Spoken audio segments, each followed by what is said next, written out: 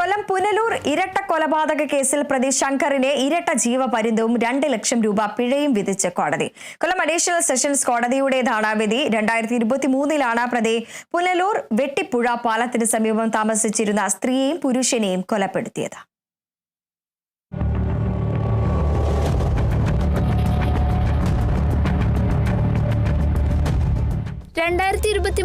April 18 രാത്രി 11 കേസിനാസ്പദമായ കൊലപാതകങ്ങൾ നടന്നത്.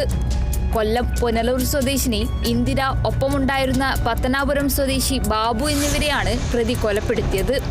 2021 പൂയപ്പള്ളി സ്വദേശിനിയായ ശാന്തയെ കൊലപ്പെടുത്തിയ കേസിൽ തടവിൽ കഴിയുകയായിരുന്ന പ്രതി ജാമ്യത്തിലിറങ്ങിയാണ് വീണ്ടും കൊലപാതകങ്ങൾ നടത്തിയത്.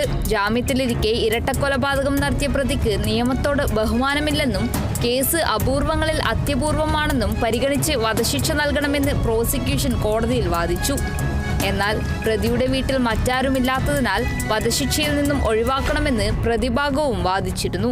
പ്രതിയെ കഴിഞ്ഞ ദിവസം കോടതി ഇരട്ട കൊലപാതകമായതുകൊണ്ട് മുൻപ് ഒരു സ്ത്രീയെ കൊലപാതകം ചെയ്ത ആളായതുകൊണ്ട് മാക്സിമം ശിക്ഷ കൊടുക്കണമെന്നും പ്രോസിക്യൂഷൻ കോടതിയിൽ ആവശ്യപ്പെട്ടിരുന്നു. പ്രതി അദ്ദേഹം നിരപരാധിയാണെന്നും അദ്ദേഹത്തിന്റെ വീട്ടിലാരും ഇല്ലെന്നും അദ്ദേഹം മാത്രമാണ് പ്രായവൃദ്ധരായ മാതാപിതാക്കളെ സംരക്ഷിക്കാനുള്ളതെന്നുള്ള ഗ്രൗണ്ടിലാണ് കോടതി അന്ന് കോടതിയുടെ പ്രതിയാക്കി അപേക്ഷിച്ചത്. കോടതി ഇപ്പൊ ജീവപര്യന്തമാണ് പൂർണ്ണമായിട്ട് വിധിച്ചിരിക്കുന്നത്. 2 ലക്ഷം രൂപ നഷ്ടപരിഹാരം വിധിച്ചു.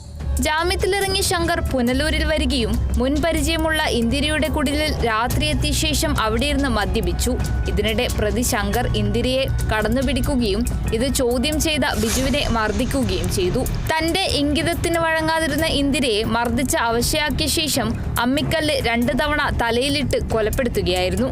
തടയാൻ ശ്രമിച്ച ബാബുവിനെ മുറ്റത്ത് വിരിക്കുന്ന ഇന്റർലോക്ക് ടൈൽ കൊണ്ട് തലക്കടിച്ചു. ഇരുവരുടെയും മരണം ഉറപ്പാക്കിയ ശേഷം സ്ഥലത്തു നിന്നും രക്ഷപ്പെട്ട ശങ്കറിനെ ഒരാഴ്ചയ്ക്ക് ശേഷമാണ് പിടികൂടിയത്. കേരള വിഷൻ ന്യൂസ്, കൊല്ലം.